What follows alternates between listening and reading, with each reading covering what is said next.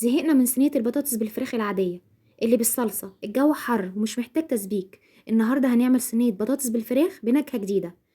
الطعم خيال والريحة مهفهفة والصوت مزيكا. سامعين صوت البكبكة؟ هاتي طاسة كبيرة بقى أو صينية كبيرة اللي هتعملي فيها على طول. حطي فيها معلقتين كبار من الزبدة على معلقتين كبار من الزيت، وهنقطع 4 بصلات كده تقطيعات رفيعة، ليه شرايح رفيعة خالص.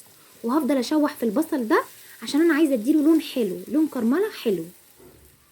هفضل أشوح فيه كده، وبعد كده هنزل عليه البهارات بتاعتي: بابريكا، فلفل أسود، كمون، وبهار حلو اللي هو الكباب الصيني، وورقتين من اللورا.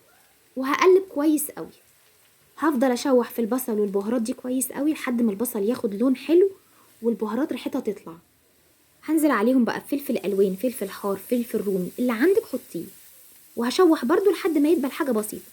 وهلم البصل والفلفل ده على جنب كده، وهبتدي بقى ادي للفراخ صدمه والطاسه سخنه.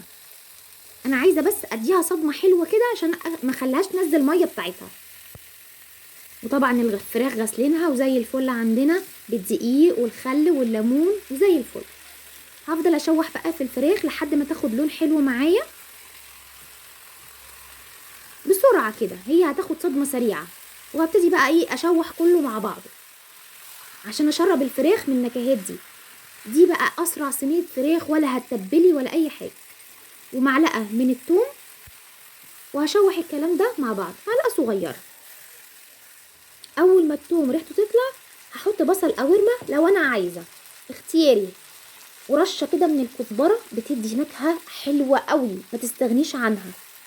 يعني حوالي شويه صغيرين قوي، يعني معلقتين 3 كده. قطعت حوالي 4 حبات من البطاطس، صوابع تخينه زي ما انتوا شايفين كده، سميكه زي الويدجز كده. وهديها بقى تشويحه مع بعضها. كل الكلام الحلو ده بقى عايزاهم يتشربوا مع بعض، تشويحه بسرعه كده حلوه. لو عندك معلقه من الصويا صوص حطي، ما عندكيش خلاص مش لازم. هحط بقى الملح بتاعي واظبطه حلو عشان الاكل ما يطلعش عاتب وطعمه حلو. اظبطي الملح. تشويحه بقى سريعه، وهنزل عليها بكوبايه كبيره من الميه. مجرد بس كده ميه، شويه ميه صغيرين، ما تغطيهاش خالص يعني. وهديها غلوه سريعه على النار، تاخد غلوه بسرعه كده معايا. محطوطه في الصينيه بقى اللي انت هتدخليها الفرن، والله احسن. عملتي زي وحطيها الاول في طاسه كبيره وشوحتي، انقليها بقى في صينيه تحطيها في الفرن على اعلى درجه حراره. الصينيه دي انا بعملها تقريبا كل اسبوع مره، بس اهم حاجه اديها غلوه كويسه.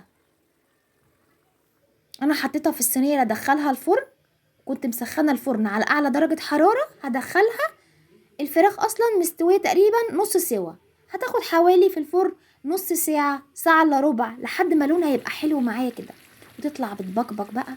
صوت المزيكا، شويه رز ابيض، شويه سلطه، رشه كده بقى من كزبره.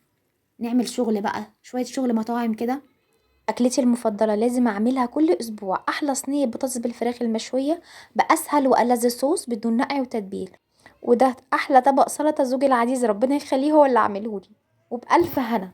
تقدري تعملي الصينيه المتينه دي مع رز ابيض او عيش، ويا سلام بقى على السقسقه. لو عجبتكم الوصفه ياريت لايك وشير.